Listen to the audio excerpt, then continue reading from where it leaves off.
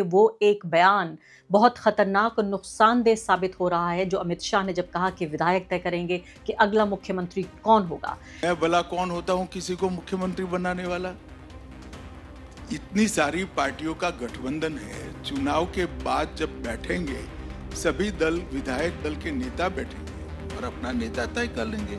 अभी हम नीतीश कुमार जी के नेतृत्व में ही चुनाव लड़ रहे हैं। मैंने भी बहुत सारे लोगों से बातचीत की और मुझे हैरानी होती थी कई बार कि नीतीश कुमार में आखिर ऐसा क्या है कि जो व्यक्ति 20 साल से सत्ता में रहा, मुख्यमंत्री के तौर पर एक पूरी पीढ़ी ने कोई और मुख्यमंत्री देखा ही नहीं, अभी भी नीतीश कुमार को क्यों लाना चाहते हैं। तो ये जो बात है कि नीतीश कुमार एक ऐसा व्यक्ति है, जनता का भरोसा कायम है, बुजुर्ग भी नीतीश कुमार पे भरोसा करते हैं और जवान भी नीतीश कुमार पे भरोसा करते हैं। महिलाओं तो उनको कहा ही जाता है कि वो डार्लिंग हैं, जो औरतें हैं, जो लेडीज हैं उनकी। लेकिन नीतीश कुमार का नाम सामने ना रखकर कहीं ना कहीं भाजपा ने, नरेंद्र मोदी, अमित शाह ने एक बड़ी गलती की है। कितना भी डैमेज कंट्रोल करने के बावजूद जमीन से जुड़ी जो खबरें आ रही हैं उससे साफ तौर पर पता चलता है कि जमीन हिल रही है। नमस्कार, स्वागत है आपका इस खास कार्यक्रम में। मैं हूं आरफा खानम शेरवानी। बिहार का चुनाव आधा हो गया है, आधा अभी बाकी है। थोड़ा है, थोड़े की जरूरत है, उसके बाद ये पता चलेगा कि आखिर अगला मुख्यमंत्री कौन होगा। लेकिन जो ग्राउंड जीरो से रिपोर्ट्स मिल रही हैं वो बीजेपी के लिए बिल्कुल अच्छी नहीं है, माथे पे पसीना लाने वाली हैं अमित शाह के लिए और नरेंद्र मोदी के लिए। मैं समझती हूं कि वो एक बयान बहुत खतरनाक और नुकसानदेह साबित हो रहा है जो अमित शाह ने जब कहा कि विधायक तय करेंगे कि अगला मुख्यमंत्री कौन होगा।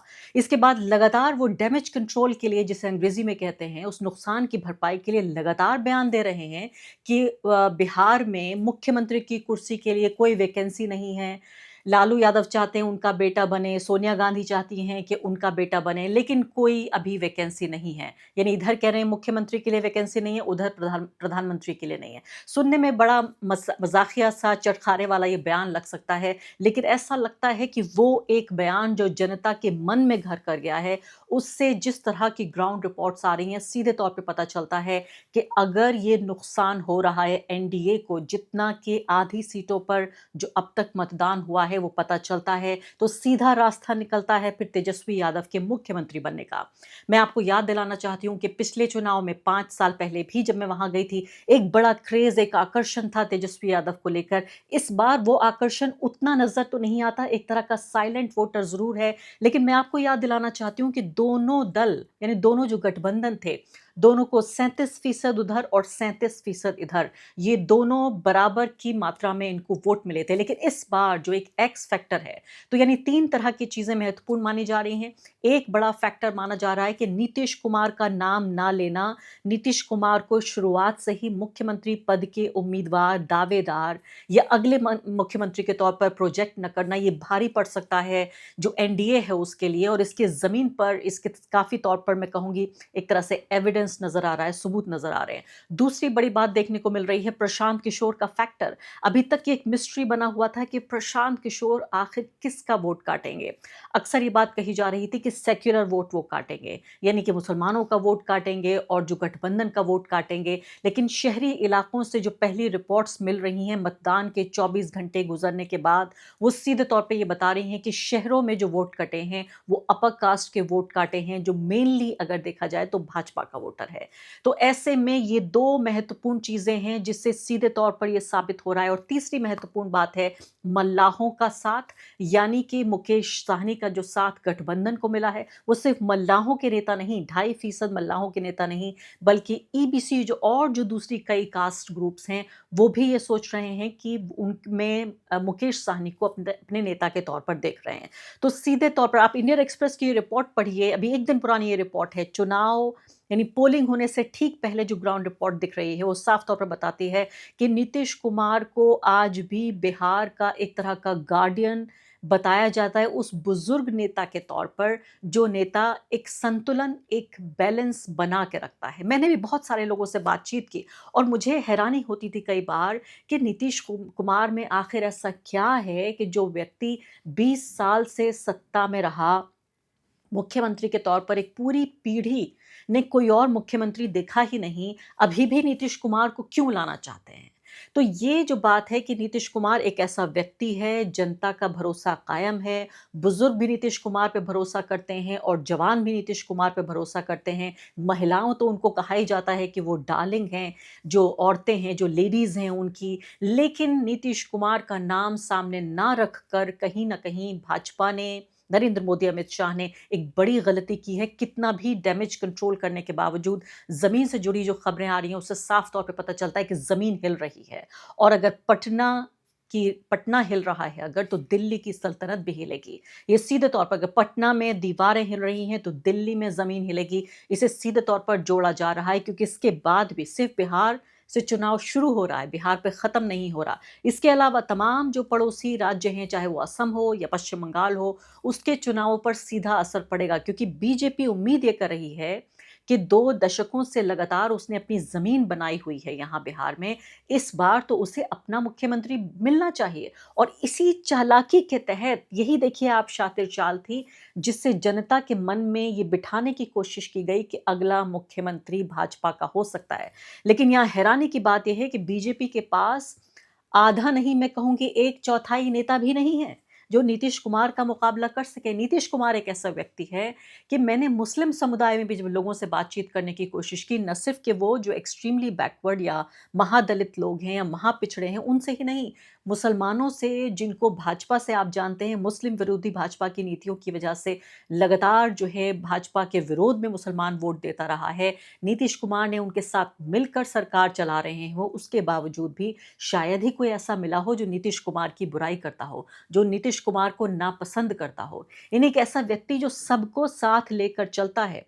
और बीजेपी जो उम्मीद कर रही थी, अमित शाह और नरेंद्र मोदी जो उम्मीद कर रहे थे, जो बीजेपी के चाणक्य हैं अमित शाह, कि नीतीश कुमार की जो खराब सेहत है और जो मानसिक स्थिति उनकी अस्थिर सी दिखाई देती है, उससे वोटर ये समझेगा कि भई ये व्यक्ति अब ये इतने बुजुर्ग हो चुके हैं, इनका दिमाग भी नहीं चलता, ठीक से चल भी नहीं पाते, उसके अब ये कहाँ मुख्यमंत्री बनेंगे, और इसलिए इसका सीधा फायदा हो जाएगा भाजपा को। लेकिन रिपोर्ट्स इसके बिल्कुल बरक्स आ रही हैं कि बारिश में चलता हुआ ये बुजुर्ग व्यक्ति, इसकी जो एक तस्वीर है, ये कहीं न कहीं लोगों के मन से वो शंका मिटाती है। तो जब नीतीश कुमार को मुख्यमंत्री नहीं बनाया जाएगा एनडीए के चेहरे के तौर पर, तो सीधा क्या रास्ता ये खुल रहा है तेजस्वी यादव के मुख्यमंत्री बनने के तौर पर। और जैसे मैंने आपसे कहा कि एक भी मजबूत चेहरा नहीं है। सवाल तो यहाँ पैदा हो रहा है कि सम्राट चौधरी, दिलीप जायसवाल और मंगल पांडे जैसे जो लोग हैं, जिनकी तीनों की जो हवा निकाल दी है प्रशांत किशोर ने, तगड़े इनके ऊपर आरोप लगाए गए हैं, इनकी डिग्री से लेकर और इनके ऊपर भ्रष्टाचार के जो संगीन आरोप हैं।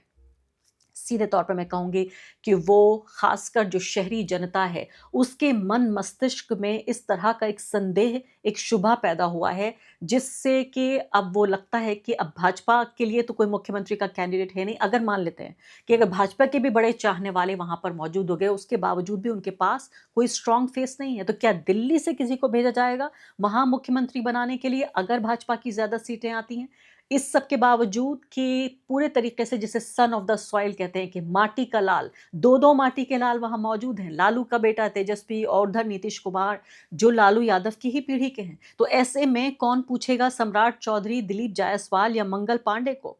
उधर प्रशांत किशोर का फैक्टर सीधे तौर पे नज़र आ रहा है। और दूसरी बात जो है, वो 17 महीनों का जो कार्यकाल रहा उप मुख्यमंत्री के तौर पर, जो तेजस्वी यादव का था, उन नौकरियों की बात बार-बार मुझे, चाहे रेलवे स्टेशन पे लोग मिले हों, चाहे मॉल में लोग मिले हों या बाज़ार में लोग मिले हों, कॉलेजों में लोग मिले हों या फिर अगर गाँव में भी लोग मिले, उन नौकरियों का बार-बार ज़िक्र किया गया कि 5 लाख नौकरियाँ दी गईं और तमाम तरीके से काया पलट करने की कोशिश की गई। अगर 17 महीने में ये व्यक्ति इतना कुछ कर सकता है, जिससे कहीं न कहीं उस दौरान आपने देखा होगा कि नीतीश कुमार भी एक तरह की असुरक्षा की भावना से ग्रस्त हो गए थे।